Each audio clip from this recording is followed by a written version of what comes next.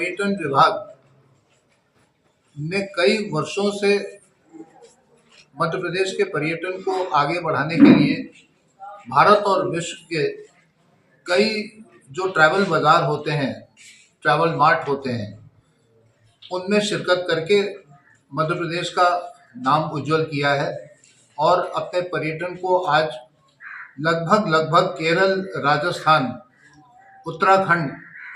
के समकक्ष लाके खड़ा करने का प्रयास करा है। माननीय प्रधानमंत्री जी के नेतृत्व में और कुशल नेतृत्व मध्य प्रदेश सरकार के आज हमारे यहाँ कनेक्टिविटी के बहुत सारे मार्ग खुल गए हैं। वो चाहे ट्रांसपोर्ट के माध्यम से हो, रोड के माध्यम से, सड़क के माध्यम से हो, चाहे वो प्लेनों के माध्यम से हो और चाहे वो ट्रेन के माध्यम से हो। चारों तरफ से पर्यटक आना जाना आरंभ कर चुका है। सबसे बड़ी बात यह है कि उसमें हम विंध्य में कहाँ हैं और विंध्य कितना महत्वपूर्ण है ये जानना जरूरी है और ये यहाँ के लोगों को भी निवेदन करना बहुत ज़रूरी है। सबसे बड़ी बात है कि एक तरफ झारखंड से लेके, हमारे उत्तर प्रदेश से लेके, हमारे महाराष्ट्र से लेके, हमारे उड़ीसा से लेके, हमारे गुजरात से लेके सारे पर्यटक विंध्य के बिना अयोध्या, हमारा प्रयाग और हमारा वाराणसी नहीं पहुंच सकते हैं। जब तक दक्षिण क्षेत्र में जो हम खड़े हैं उत्तर प्रदेश के, उसमें से जो भी पर्यटक नीचे से जाना चाहे, चाहे वो नागपुर से जाना चाहे, चाहे वो साउथ इंडिया से जाना चाहे, चाहे वो तेलंगाना और आंध्र प्रदेश से जाना चाहे, उसको हमारे यहाँ से होकर ही गुजरना पड़ेगा अयोध्या, प्रयाग और वाराणसी के लिए। इन तथ्यों को देखते हुए हम लोगों ने कई स्ट्रेटजीज बनाई हैं और मुझे ये कहते हुए बहुत ही गर्व हो रहा है, बहुत ही प्रसन्नता हो रही है कि मध्य प्रदेश सरकार ने मुझे इस बार Arabic travel mart ATM Dubai में ब्रांड एम्बेसडर के रूप में बनाकर भेजने का निर्णय किया है और मैं प्रदेश के तरफ से, प्रदेश सरकार के तरफ से इस क्षेत्र का, इस विंध्य क्षेत्र का और मध्य प्रदेश के टूरिज्म का ब्रांड एम्बेसडर के रूप में प्रमोशन करूंगा। साथ ही एक और बहुत ही मेरे लिए गर्व की बात है और ये विंध्य क्षेत्र के लिए बड़े गर्व की बात है, मैं पूरी जिम्मेवारी के साथ ये कह रहा हूँ कि अगर यहाँ के लोग ना होते और यहाँ ये सारी व्यवस्थाएं ना होती तो हम कभी ये ना कर पाते। माननीय योगी आदित्यनाथ जी ने और उत्तर प्रदेश के टूरिज्म बोर्ड ने भी मुझे वाराणसी, प्रयाग और अयोध्या सर्किट का ब्रांड एम्बेसडर मध्य प्रदेश और सदर्न सेक्टर के लिए बनाया है। OSD जो ऑफिसर ऑन स्पेशल ड्यूटी हैं माननीय मुख्यमंत्री जी के वहाँ उत्तर प्रदेश में, उनका मैसेज मेरे पास आ गया है और मैं उनको भी वहाँ पर दुबई में रिप्रेजेंट करूँगा।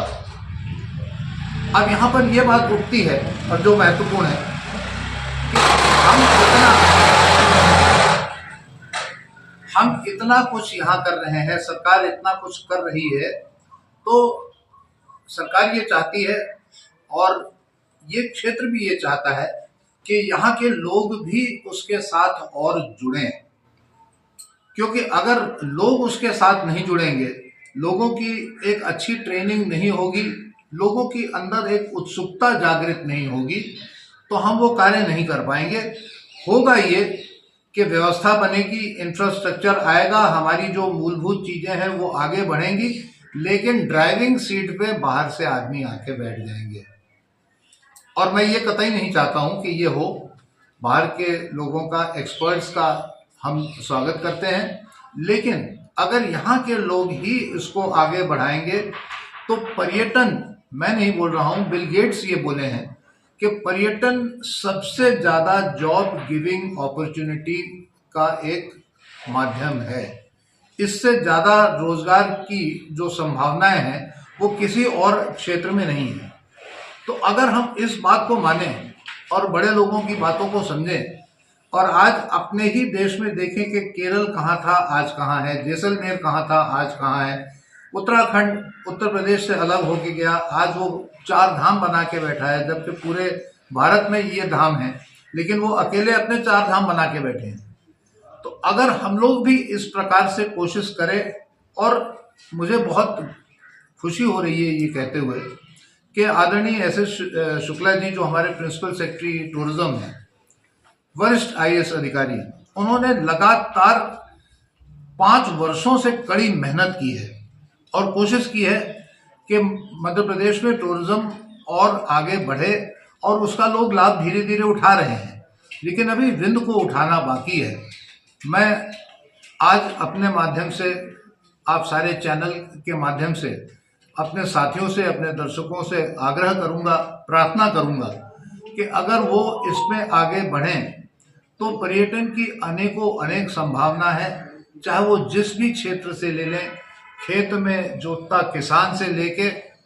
एमबीए करने वाले से लेके सेल्फी और कैमरा पकड़ने वाले से लेके, या कोई भी व्यक्ति उसको आगे बढ़ा सकता है। हमें डिसिप्लिन की जरूरत है, हमें फोकस करने की जरूरत है, और हमें पर्यटन के सूत्रों को समझने की जरूरत है कि इसमें क्या छुपा है और कितनी संभावनाएं छुपी हैं। बहुत बहुत धन्यवाद।